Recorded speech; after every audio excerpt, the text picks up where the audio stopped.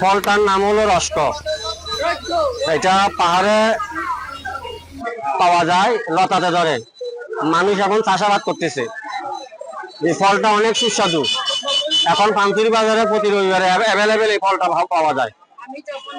এটার নাম হচ্ছে যে রসকোগুলা। এগুলো খাইতে খুব মিষ্টি আর হালকা টক আছে, লতে ধরে।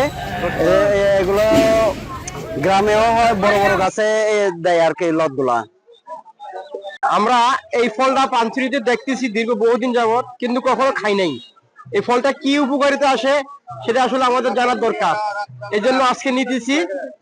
দামটা একটু বেশি হলো, জিনিসটা যদি ভালো হয় তাহলে সবার জন্য তো ভালো হবে। এই জন্য আজকে কিনতেছি। এটা হচ্ছে লতা জাতীয় গাছ।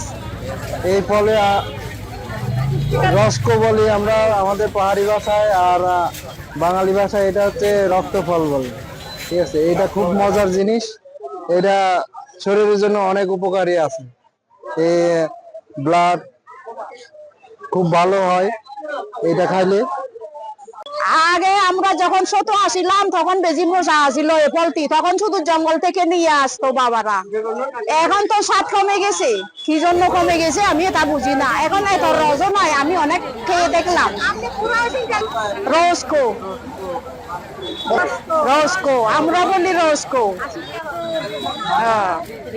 লতা, হ্যাঁ লতা জাতীয় গাছ, বড় বড় হয়।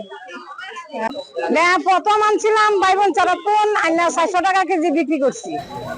আর এখন আজকে আনলাম মাহালচুরির তুন। বাইবন চারাতুন বেশ কিছুদিন আনছি, বোধহয় 2-3 সপ্তাহ আনছি প্রতি রবিবারে। আগে বেচি ভাবা 100 কেজি 400, এখন বেশি ভাবা 80 টাকা কেজি, 300 টাকা। হ্যাঁ, এটা পানচুরির থেকে অ্যাভেলেবেল পাওয়া যায়, পাওয়া যায়। এখানে ওই কেউ আছে, ওই কুচগাঙ্গের দিকেও আছে একজনের কাছে, একটা টিরফা মাইয়া আনে।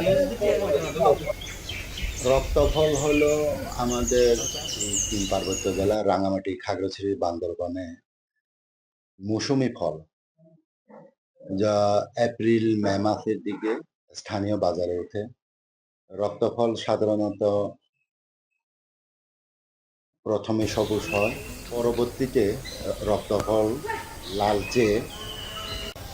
লালচে থেকে গাঢ় বেগুনি রং ধারণ করে।